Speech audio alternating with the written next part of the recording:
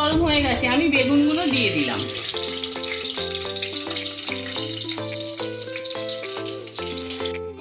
অন্যান্য গুঁড়ো মশলাগুলো দেবো। দেখুন এবারে আমি দিলাম সামান্য একটু হলুদ দিয়ে দিলাম।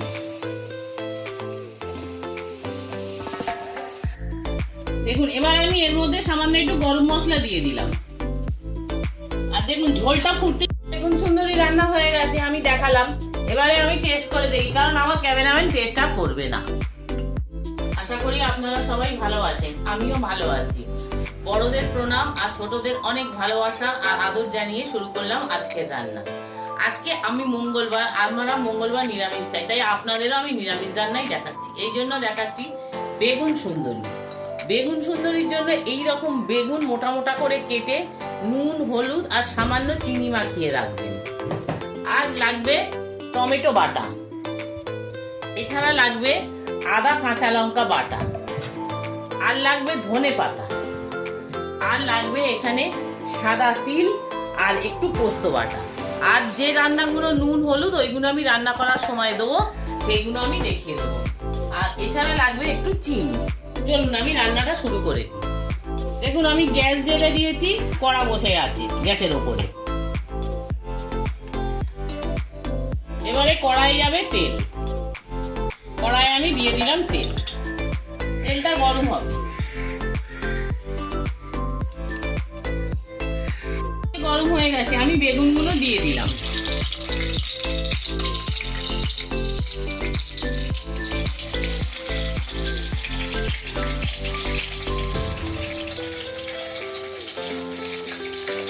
বেগুনগুলো ভাজা হয়ে গেছে, আমি বেগুনগুলো তুলে নিচ্ছি।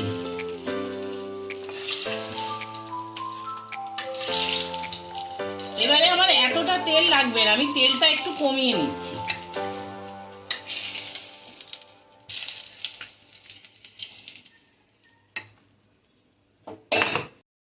বেগুনটা ভেজে তুলে নিয়েছি। এবারে আমি কড়াটা জেলে গ্যাসটা কমিয়ে দিলাম। দিয়ে এবারে এর মধ্যে আমি সাদা জিরে ফোড়ন দিয়েছি। দিয়ে এটাকে একটু নেড়ে নেব। নিয়ে একটু গোটা গরম মশলা দিলাম।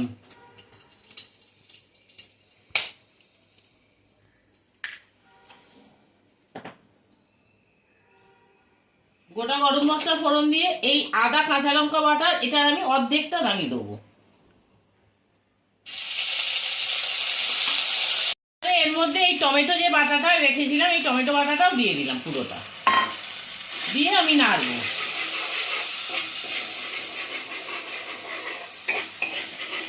কাঁচা গন্ধটা না যাওয়া অবধি আমি এখন একটু কষবো।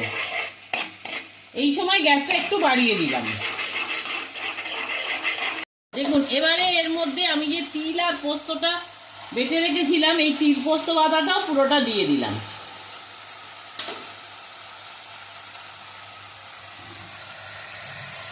দেখুন তিল পোস্ত বাটাটাও আমি পুরোটা দিয়ে দিলাম।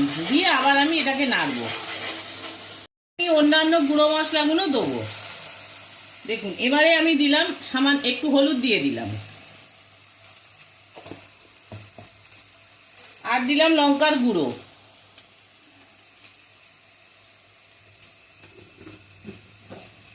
এবারে দেবো জিরের গুঁড়ো।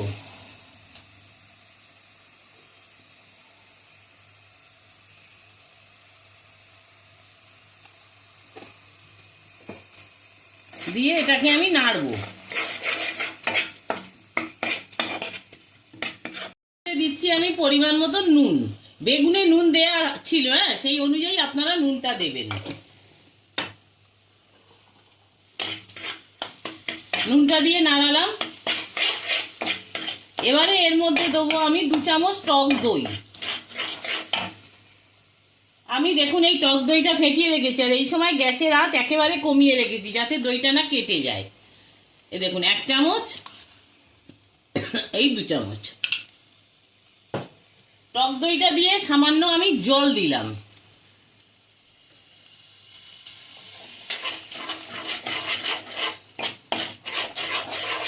কিন্তু তেল বেরিয়ে এসছে, তার মানে মশলাটা কষানো হয়ে গেছে। তাও আমি আর একটু কষিয়ে নিচ্ছি। এবার দেবো চিনি।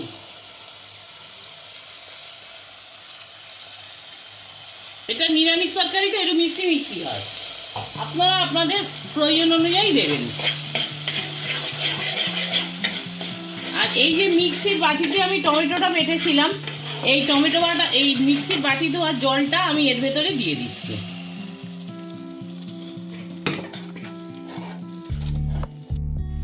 দেখুন এবার আমি এর মধ্যে সামান্য একটু গরম মশলা দিয়ে দিলাম। আর দেখুন ঝোলটা ফুটতে শুরু করেছে।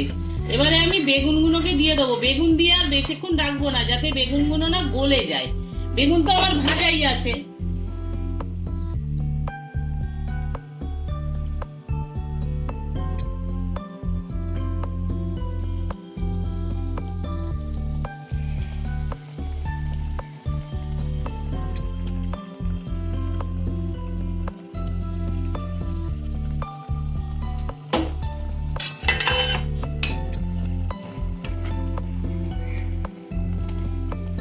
আমার বেগুন সুন্দরী রান্না হয়ে গেছে, আমি গ্যাস নিভিয়ে দিয়েছি। এইবারে আমি ঢেলে দিচ্ছি।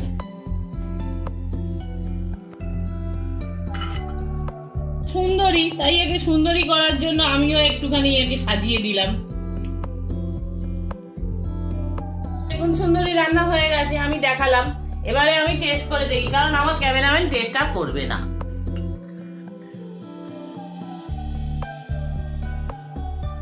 ভালো হয়েছে খেতে। আপনারাও এইভাবে নিরামিষ দিনে বানাবেন, বানিয়ে খেয়ে দেখবেন। আমার মনে হয় এই একটা তরকারি দিয়ে ভাত খাওয়া হয়ে যাবে, বা এটা দিয়ে আপনারা রাতের ডিনারে রুটি, লুচি, পরোটার সঙ্গেও খেতে পারেন। খুবই ভালো হয় খেতে। যদি এই রান্নাটা আপনার রেসিপিটা ভালো লাগে, একটা লাইক করবেন, শেয়ার করবেন, কমেন্টস করবেন, আর পাশে থাকা বেল আইকনটা টিপে দেবেন, যাতে পরবর্তী রান্নার ভিডিও নিয়ে আমি আপনাদের কাছে চলে আসতে পারি। আর আমি এই রান্নাটার নাম যেটা দিয়েছি, যদি আপনাদের মনে হয় অন্য কিছু নাম দেয়া যায়, আপনারা সেটা আমাকে জানাবেন, আমি সেই নামটাই দেবো। আপনারা ভালো থাকুন, সুস্থ থাকুন, এই আশা নিয়ে আমি আজকের রেসিপি শেষ করলাম। নমস্কার।